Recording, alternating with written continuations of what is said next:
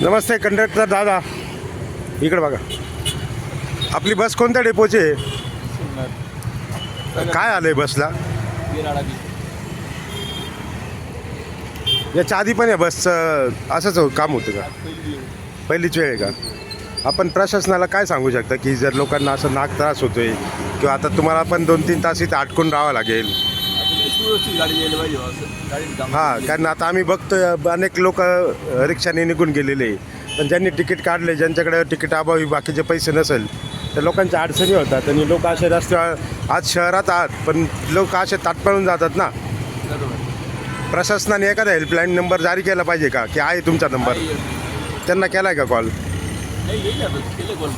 केला आहे ना? हां, विजय ममता सिग्नलजवळ आपण बघू शकतात सिग्नल डेपोची बस आहे. या बसची अवस्था आहे आपण बघू शकतात. हे बघा, ही बसची अवस्था आहे. अशा बसेसमधून लोकांना प्रवास घडवला जातो. या बसेस कशा सुरक्षित असतील?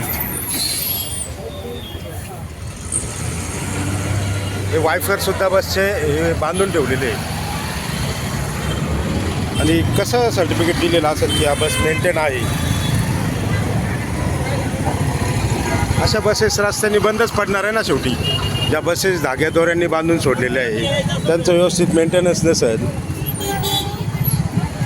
काचसुद्धा फुटलेला आहे बघू शकता आपण.